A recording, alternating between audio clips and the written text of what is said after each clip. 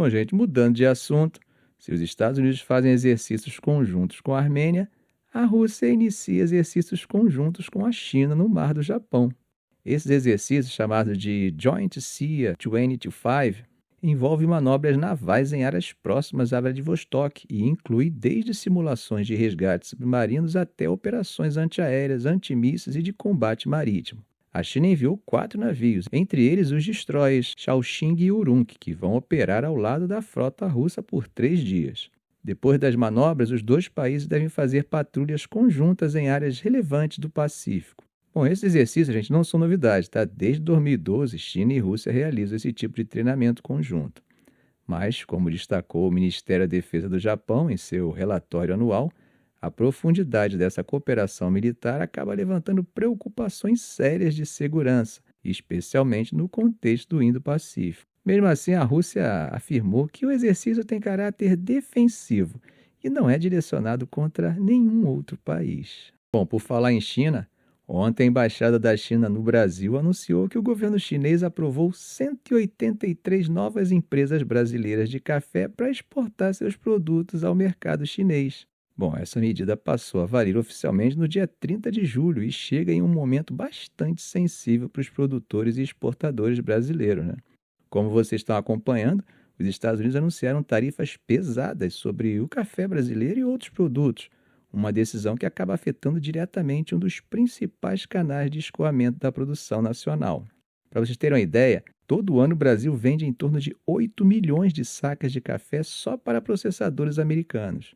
Com a pressão contra países do BRICS e contra países que compram petróleo da Rússia, parece difícil que essas tarifas caiam, né? Embora nada que venha do Trump é previsível, né? Nesse contexto, a abertura do mercado chinês aparece como uma alternativa extremamente importante. Claro, ainda é um mercado em desenvolvimento em termos de consumo de café, bem diferente do que é a Europa e os próprios Estados Unidos. Mas a tendência é de crescimento, né? Especialmente nas grandes cidades e entre o público jovem.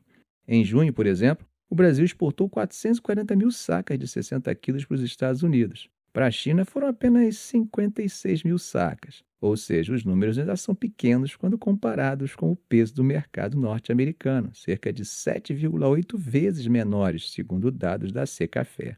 Mas essa aprovação de 183 empresas pode ajudar a virar esse jogo. Esse gesto da China vem em um momento em que Pequim e Washington estão em lados opostos de várias disputas comerciais e geopolíticas. A China, como vocês sabem, é o principal parceiro comercial do Brasil, superando os Estados Unidos com larga vantagem, comprando de tudo, de soja a minério de ferro. E agora o café entra nesse pacote com mais peso, né?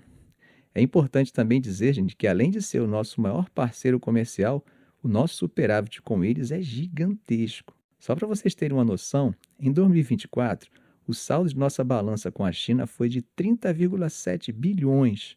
Isso quer dizer que nós compramos 63 bilhões deles, mas acabamos vendendo 94 bilhões para eles. Perceberam como nós vendemos mais do que compramos? Nosso saldo normalmente é gigantesco. Ao que parece, essa tarifação dos Estados Unidos contra o Brasil pode acabar tendo o potencial de aumentar o nosso volume de comércio com os chineses e diminuir a participação dos Estados Unidos em nossa balança. Bom, eu não acho que isso é bom e também acho que os empresários e a diplomacia comercial brasileira não queira isso, mas é o que Trump pode acabar conseguindo com essas tarifas. Por falar em Trump, eu acho que os números estão incomodando ele, hein? E aí, né, quando os números incomodam, qual é a solução? Demite-se quem divulgou os números, certo? Assim, quem for responsável por divulgar os próximos números negativos, vai pensar 2 vezes, né? Pois é, vamos falar sobre um episódio que está mexendo com a credibilidade de uma das instituições mais respeitadas dos Estados Unidos e que também pode ter implicações sérias na forma como os dados econômicos são vistos pelo mundo inteiro. Hoje, domingo, conselheiros econômicos da Casa Branca saíram em defesa da decisão de Trump de demitir a comissária do Bureau of Labor Statistics, Erica McIntyre. A instituição é o órgão responsável por coletar, compilar e divulgar os números de emprego, inflação e outros indicadores-chave da economia norte-americana, e eles acabaram perdendo sua liderança. Segundo o representante comercial dos Estados Unidos, Jameson Greer, Trump teria preocupações reais com os dados. Já Kevin Hassett, diretor do Conselho Nacional de Economia, afirmou à Fox News que o presidente estava certo em pedir uma nova liderança.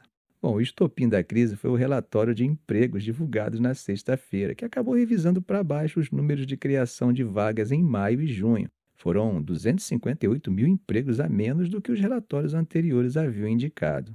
Trump chegou a acusar a comissária de falsificar os números, mas sem apresentar qualquer evidência de manipulação, né? E como vocês já sabem, esse tipo de acusação contra uma agência técnica independente tem um peso enorme, especialmente num país onde a credibilidade dos dados econômicos é base para decisões políticas, empresariais e internacionais. O próprio BLS explicou que essas revisões são comuns e resultam da chegada de novos dados e do ajuste dos fatores sazonais, mas isso não impediu a Casa Branca de promover a demissão. Segundo William Bitt, ex-comissário do Bureau e hoje co-presidente do grupo Friends of the BOS, essa acusação de fraude é absurda. Em entrevista à CNN, ele lembrou que durante o primeiro governo Trump houve uma revisão de 500 mil de empregos nos números e que isso acontece porque empresas abrem e fecham ao longo do ano e os dados vão sendo ajustados com o tempo. Larry Summers, ex-secretário do Tesouro, disse que isso é uma acusação absurda. E, gente, os dados são compilados por centenas de profissionais seguindo manuais técnicos detalhados.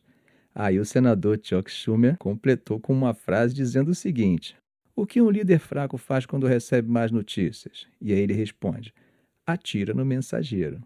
Ficamos por aqui. Se esse vídeo foi útil a você, faça um comentário, compartilhe em suas redes sociais, dê um like. E é claro, se ainda não for inscrito, inscreva-se no canal e ative o sininho para não perder os próximos vídeos. Ok, gente? Um grande abraço do professor Arão Alves.